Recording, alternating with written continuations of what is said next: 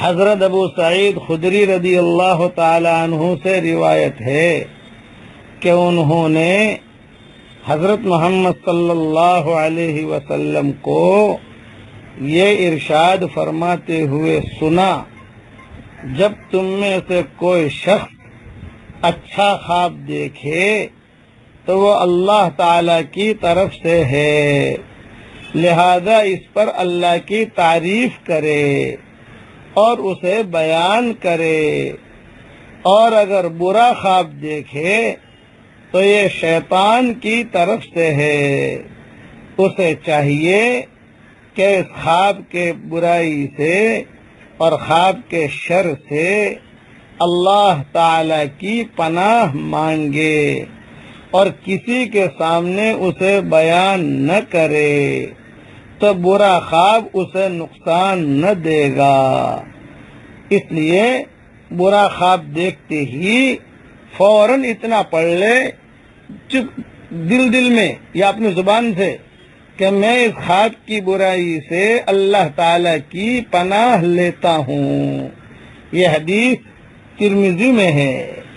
خواب کے متعلق کچھ اہم باتیں یاد کر لیجئے۔ اچھا خواب دیکھیں، بتانے میں کوئی حرج نہیں۔ برا خواب دیکھیں، کسی کو بھی نہ بتائیے۔ اپنے شوہر سے بھی اس کا تذکرہ نہ کیجئے، اپنے پیر سے بھی اس کا تذکرہ زیادہ نہ کیجئے، بس خالی اتنا کہہ دیجئے کہ اس خواب کی برائی سے اللہ تعالیٰ کی پناہ لیتا ہوں، تو وہ خواب کی تعبیر ختم ہو جائے گی۔ لیکن اگر آپ نے لوگوں کو کہنا شروع کیا، ارے بھائی میں نے تو یہ خواب دیکھا کہ سانپ مجھے کاٹ رہا ہے، میں نے تو یہ خواب دیکھا کہ چھپکلی آ رہی ہے خواب میں نے تو یہ خواب دیکھا کہ بھیڑیا میرے گھر میں آ گیا، میں نے تو یہ خواب دیکھا کہ قیامت قائم ہو گئی، تو یہ چیزیں جو ہے الجھنوں میں ڈال دیتی ہیں۔ اس بات کا خیال رکھیں۔ خواب کے متعلق خوابوں کے متعلق میں نے میری کتاب بکھرے موتی میں جلد 8 میں یا کسی جلد میں بہت لمبا چوڑا مضمون لکھا ہے۔ خواب کے متعلق انشاءاللہ اور بھی باتیں عرض کروں گا۔ موٹی موٹی باتیں ذہن میں رکھ لیجئے کہ خواب میں اگر دودھ دیکھا جائے تو یہ دلیل ہے کہ اس کے گھر میں اللہ تعالی علم دے گا۔ دودھ پی رہا ہے، دودھ پی رہی ہے، دودھ بیچ رہا ہے، دودھ جو ہے خرید رہا ہے اور دودھ لے کر جا رہا ہے، تو یہ دلیل ہے کہ اس کے گھر کے اندر دین آئے گا اور اس کے گھر کے اندر علم آئے گا اور قرآن کا حلقہ ہوگا، یعنی دین کی طرف ہی متوجہ ہوگا یہ اور اس کی اولاد۔ یہ دلیل ہوتی ہے۔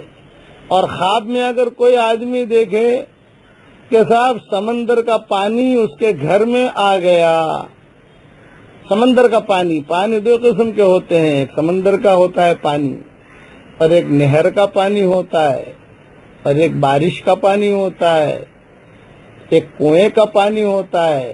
یہ سارے پانیوں کے خواب میں دیکھنے کی تعبیریں الگ الگ ہوتی ہیں۔ نہر کے پانی سے سبزہ اگتا ہے، کھیتی اگتی ہے، سمندر کے پانی سے کھیتی نہیں اگا کرتی۔ وہ پانی سے جو ہے یعنی اس میں کھارا پن ہوتا ہے، تو اس پانی کی وجہ سے کھیتیاں نہیں اگتی۔ تو کسی کے گھر میں یہ دیکھا گھر میں سمندر کا پانی آ گیا تو سمجھ لو کہ اس کے گھر میں نقصان کا خطرہ ہے، اور دیکھا نہر کا پانی آ گیا تو سمجھ لو کہ اس کے گھر میں فائدہ ہوگا۔ اس قسم کے اب خوابوں کے متعلق میں کیا بیان کروں؟ میں اگر کہہ دوں گا کہ مسلسلہ وار بیان کروں گا تو صاحب پھر میں اپنی مشغولیت میں ہوتا ہوں، بیان کر نہیں سکتا، پھر لوگوں کے SMS آنے شروع ہوتے ہیں۔ چلو اسی خوابوں کے متعلق کل انشاءاللہ کچھ اور کہہ لوں گا۔ لیکن خواب میں دودھ کا دیکھنا، پانی کا دیکھنا، ہوا میں اڑتا ہوا دیکھنا کہ ہوا میں اڑ رہا ہوں، ہوا میں اڑ رہی ہوں، یا جو ہے کپڑا دیکھنا، سفید کپڑا دیکھنا، یہ اچھی علامتیں ہوتی ہیں۔ اور خواب میں سانپ کا دیکھنا، چھپکلی کا دیکھنا، اس طریقے سے مگرمچھ کا دیکھنا اور اس طریقے سے شیر کا دیکھنا، یہ کچھ علامتیں اچھی نہیں ہوتی. اس وقت میری طبیعت میں بھی کچھ نڈھال پنا ہے. میں انشاءاللہ وعدہ نہیں کرتا ہوں، یاد رہا تو کل اس مضمون کو انشاءاللہ مزید وضاحت کے ساتھ عرض کروں گا. لیکن خواب یہ بہت اہم چیز ہے. ایک ہی خواب کئی مرتبہ آپ دیکھیں، ایک ہی خواب دیکھ رہی ہیں، کئی مرتبہ دیکھ رہی ہیں، چاہے برا خواب ہے، لیکن روزانہ یہ خواب آتا ہے تو کسی اچھے عالم سے رجوع کیجئے. اللہ تعالی ہم سب کے لیے اچھے خواب اللہ ہم سب کے لیے مقدر فرمائے اور برے خوابوں سے اللہ تعالی حفاظت فرمائے. کسی کو برا خواب بہت آتا ہے تو قرآن شریف کی ایک آیت ہے وہ پڑھ کے سو جائیے تو انشاءاللہ برا خواب نہیں آئے گا. کل عرض کر دوں گا انشاءاللہ، وقت نہیں. والسلام علیکم ورحمۃ اللہ وبرکاتہ. وآخر دعوانا ان الحمدللہ رب العالمین. اللهم صل على محمد وعلى آل محمد كما صليت على ابراہیم وعلى آل ابراہیم انك حمید مجید. اے اللہ ہمارے گناہوں کو معاف فرما، اے اللہ ہماری خطاؤں سے درگزر فرما، اے اللہ پورے تالی پورا والوں کو قبول فرما، ان کے قرب و جوار والی بستیوں کو قبول فرما، جتنا مجمع آیا ہے ان سب کو قبول فرما. اے اللہ میری تشکیل پر جو روزانہ 100 مرتبہ سورہ اخلاص پڑھنے کی عادت ڈالے، اے اللہ اس کی ساری دعاؤں کو قبول فرما، اس کی ساری پریشانیوں کو دور فرما. اور جس نے 5 لاکھ مرتبہ پڑھنے کا ارادہ کیا ہو، اے اللہ اس کو پورا کرنے کی توفیق عطا فرما. اے اللہ جس کرم سے آپ نے ہمیں یہاں جمع کیا ہے، تیرے اسی کرم سے جنت الفردوس میں، تیرے نبی کے پڑوس میں، ہماری قیامت تک کے آنے والی نسلوں کے ساتھ تو ہم سب کو جمع فرما دے. اے اللہ اگر آپ نے ہمارا نام سعید اور نیک بختوں میں لکھا ہو تو ہمارا نام انہی میں لکھے رکھیو، اور اگر آپ نے ہمارا نام شقی اور بدبختوں میں لکھا ہو تو ہمارا نام ان کی فہرست سے مٹا دینا اور نیک لوگوں کی فہرست میں ہمارا نام لکھ لینا. لکھنا بھی آپ کا کام ہے، مٹانا بھی آپ کا کام ہے، لوح و قلم بھی آپ کے پاس ہے. اے اللہ وہ چیزیں جس کا لینے کا ہم ارادہ کرتے ہیں مگر آپ ہمیں دینا نہیں چاہتے، اے اللہ اس کی محبت ہمارے دلوں سے نکال دے، اس کا خیال نکال دے، اس گلی میں آنے جانے کو ختم فرما دے.